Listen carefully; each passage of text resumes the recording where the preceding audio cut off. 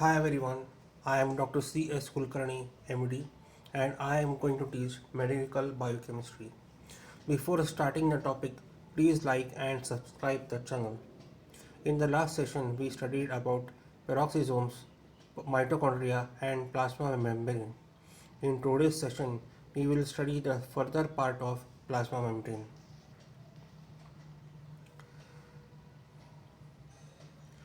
In spur cell anemia and alcoholic liver disease, the membrane studies have revealed the excess role of excess cholesterol. Decrease in membrane fluidity may affect the activities of receptors and ion channels. This has been implicated in conditions like LCAT deficiency, Alzheimer's disease, and hypertension. In the diagram, we can see that hypercholesterolemia and hypertension lead to increase in angiotensin II. This leads to increase in angiotensin receptor, and this leads to increased NADH oxidase followed by increase in reactive oxygen species. Fluidity of membrane responds to variations in diet and physiological states, increased release of reactive oxygen species, increase in cytosolic calcium, and increase in lipid peroxidation have been shown to adversely affect membrane fluidity. Anesthetics may act by changing membrane fluidity. The nature of fatty acids also affects the membrane fluidity. The increased unsaturated cis fatty acids lead to increased membrane fluidity. In the diagram, we can see that high reactive oxygen species on the left side lead to more lipid peroxidation followed by DNA damage, whereas low reactive oxygen species on the right side lead to increased membrane modification. The fluidity of the membrane is maintained by length of the hydrocarbon chain, the degree of unsaturation, and nature of polar head groups. The trans fatty acids decrease the fluidity of the membrane due to closely packing hydrocarbon chain. Cis double bonds create a kink in the hydrocarbon chain and have a marked effect on fluidity.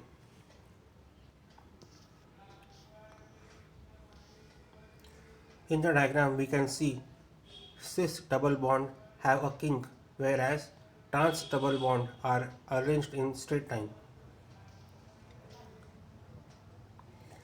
Second OH group of glycerol is in membrane phospholipids is often esterified to an unsaturated fatty acids like monounsaturated oleic or polyunsaturated linoleic or linolenic or arachidonic acid groups.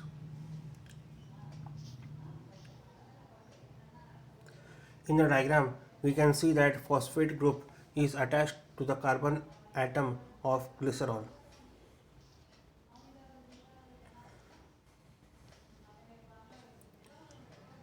The nature of fatty acids and cholesterol contain varies depending on the diet.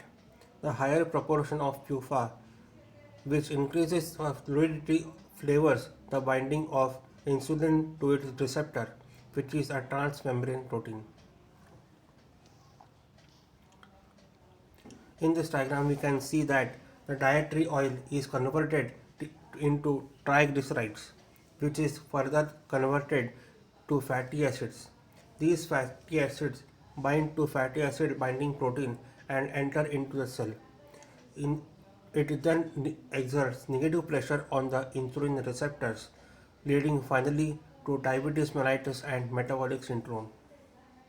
Before moving further, I want to tell you that please like, share and subscribe the channel. Your one click on the subscribe button shall motivate me to prepare further videos. Also, any suggestions can be given in the commentary box. Coming to the next, membrane proteins. These are peripheral proteins exist on the surface of the bilayer. They are attached by ionic and polar bonds to polar heads and through covalent linkage of lipids.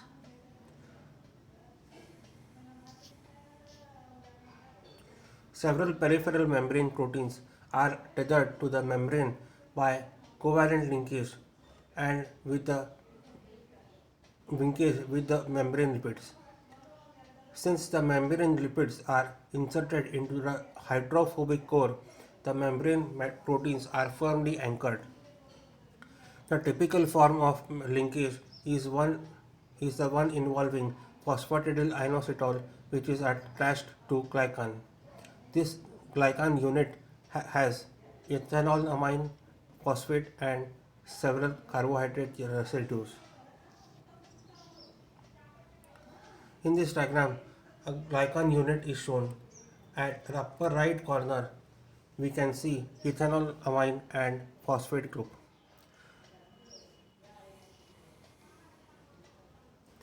The glycan subunit has one glucose covalently attached to the C terminus of a protein by the ethanolamine and phosphatidylinositol by the glucosamine. The fatty acyl groups of the phosphatidylinositol diphosphate, that is PIP2, are firmly attached to the lipid membrane, thus anchoring the protein.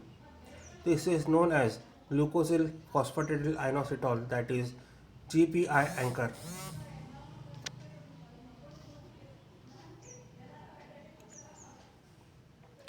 In this diagram, we can see that GPI anchored protein attached to the phospholipid bilayer through glucosyl phosphatidylinositol, that is GPI anchor. GPI anchored proteins are often attached to external surface of plasma membrane at the microdomains called lipid rafts. The areas on membrane having predominantly glycosphingolipids and cholesterol. The localization and activation can be of protein can be regulated by anchoring and release. In this diagram, we can see that lipid raft is made up of glycolipid, GPI anchored protein, and palmitoylated protein, cholesterol, and sphingomyelin.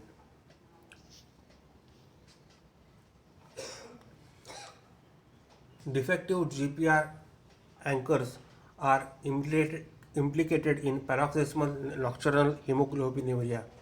Lipid drafts have a role in endocytosis, G protein signaling, and binding of viral pathogens.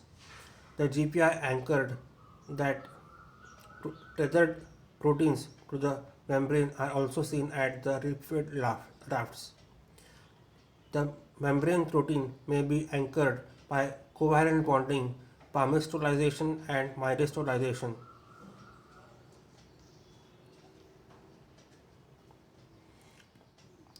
The membrane proteins also include caveolae.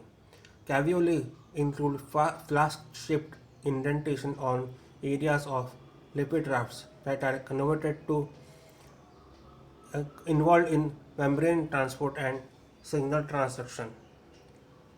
Caveolae contain the protein caveolin along with other receptor proteins. Transport of macromolecules IgA from the lomeal site occurs by caveolin mediated transcytosis. In this diagram, we can see that caveolar flattening in the response to stress.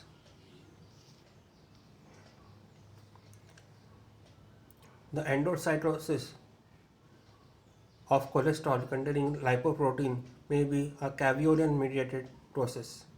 Similarly, the fusion and budding viral particles also bind caveolin mediated process. The integral membrane proteins are deeply embedded in the bilayer and attached by hydrophobic bonds or van der Waals forces. Some of the integral membrane proteins span the whole bilayer and they are called transmembrane proteins. The hydrophobic side chain of the amino acids are embedded in the hydrophobic central canal core of the membrane. The transmembrane protein can serve as receptors for hormones, growth factors, neurotransmitters, and also as tissue specific antigens, ion channels, membrane based enzymes, etc.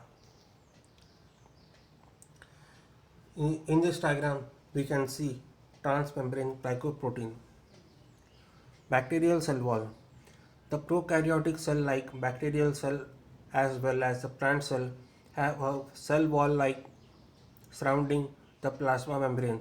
This cell wall provides mechanical strength to withstand the high osmotic pressure. Animal cells have are devoid of cell wall. They have only plasma membrane.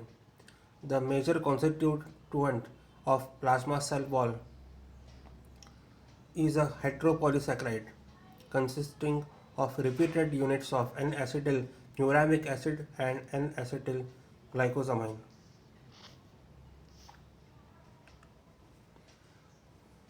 Here ends our session.